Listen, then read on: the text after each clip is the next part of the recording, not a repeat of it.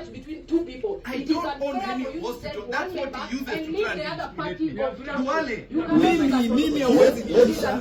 Duale, mimi hawezi nitisha. Me, I fear no one. Let's take the next This step. nonsense you're bringing to this country has to stop. A regular Tuesday meeting of the National Assembly Health Committee turned into a dramatic confrontation when Health Cabinet Secretary Aden Duale and Kitutu Chache South Member of Parliament Anthony Kibagendi engaged in a fiery exchange that forced the committee chair to call a security officer to restore order.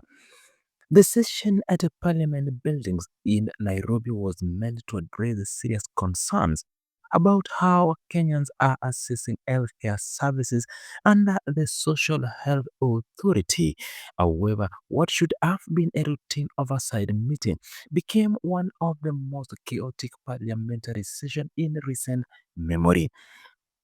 Duale had been summoned to appear before the committee to respond to findings in a report that highlighted various challenges Kenyans are facing when trying to access SHA services. The Social Health Authority is responsible for managing Kenya's healthcare coverage system, and the committee had prepared a question based on complaints and issues raised by citizens across the country. The trouble began when the cabinet secretary refused to answer questions from committee members.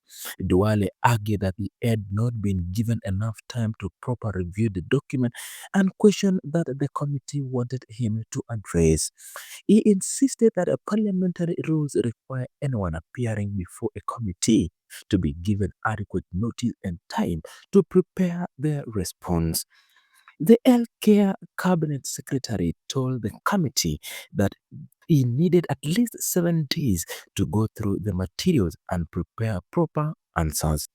This response did not sit well with several members of committee who felt that the CS cabinet secretary was avoiding accountability and trying to delay the oversight process.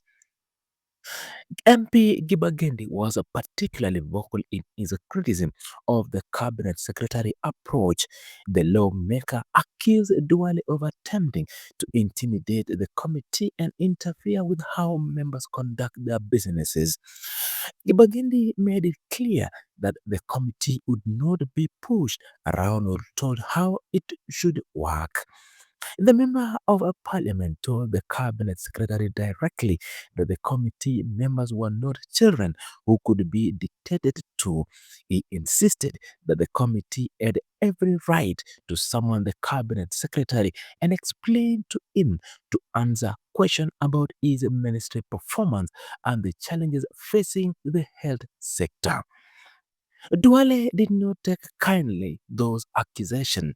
The cabinet secretary fired back at the MP, rejecting claims that he was trying to intimidate anyone. Between two people. I don't own any hospital. That's what he uses to try the other party Duale, mimi hawezi nitisha. Duale, mimi hawezi nitisha. Me, I fear no one. Let's take the next This step. nonsense you're bringing to this country has to stop. Honorable, Munaibia watu hapa. that's right. You should not be this. Wewe unaibia watu.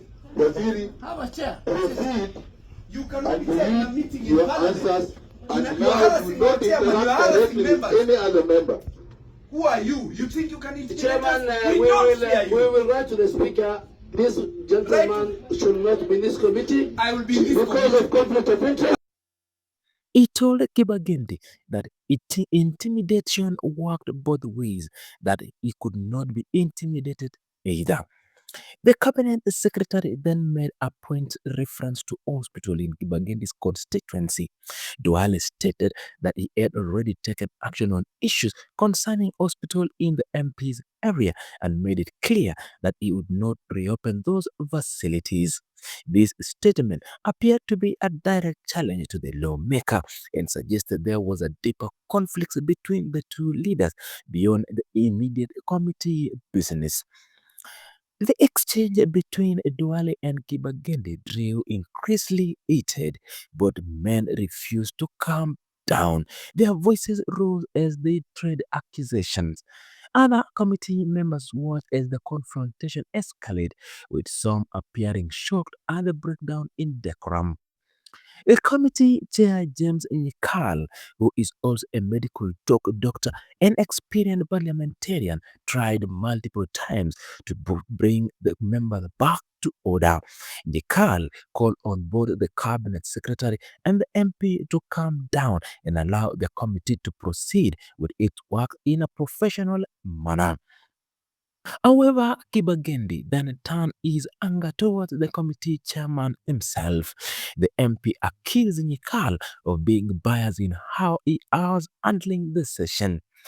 Kibagendi claimed that the chairman had allowed the cabinet secretary to take over the meeting and was not properly controlling the proceedings.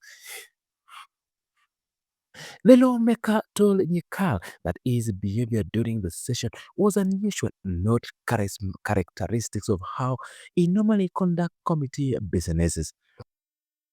This accusation put the chair in a difficult position, caught between a compactive cabinet secretary and angry committee member. Dr. Nyikal firmly denied that he was showing any bias. The chairman insisted that he remained in full control of the meeting and was conducting it according to proper parliamentary procedure. He defended his handling of the session and rejected suggestion that he was favoring the cabinet secretary. When Kibagendi refused to stop speaking and continued to challenge both the cabinet secretary and the chairman, Nikal made a decisive move. The committee chair ordered the sergeant at arms, who was area and who are security officers responsible for maintaining order in the parliament, to escort the MP out of the meeting room. The sergeant at arms moved to remove Kibagendi from the committee room as ordered. However, even as he was being escorted out, the MP and the cabinet secretary continued with their argument. The two leaders kept exchanging words as Kibagendi walked out towards the exit, showing no signs that the confrontation had cooled down. Other committee members sat in visible discomfort as they watched their colleague being removed from the meeting. The unprecedented scene left many lawmakers unsettled, as such dramatic removal are rare in a committee proceeding, even when disagreements occurred. Kibagendi was not only the committee member who had confronted the cabinet secretary during the meeting. Earlier in the session, Nandi woman representative Cindy Muge had also challenged Duale over his approach to the committee's question. Muge accused the cabinet secretary of trying to dictate how the committee should conduct its oversight work. The woman representative made it clear that the committee had a constitutional authority to summon the cabinet secretaries and hold them accountable for their ministry's performance. The confrontation between Duale and the committee took another serious turn when Kibagendi made allegation about conflict of interest. The MP called for the cabinet secretary to declare a hostile witness, a designation used when someone appeared before a committee is seen as an uncooperative or antagonist.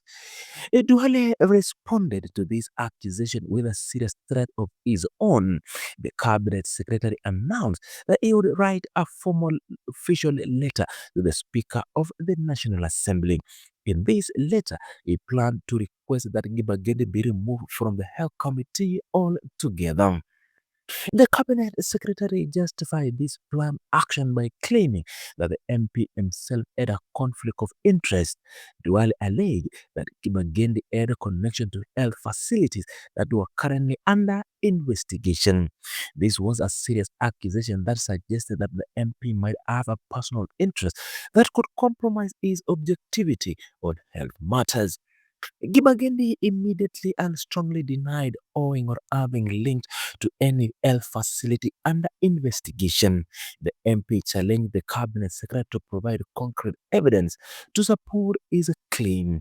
He insisted that the allegations were false and appeared designed to discredit him and distract from the real issue the committee was trying to address. The question of hospital ownership and potential conflict of interest added another layer of complexity. in the confrontation. If true, such connection could indeed raise a question about whether a committee member should be involved in oversight of health sector. However, with the evidence, the allegation remained unproven. Accusation exchanged in the heated argument.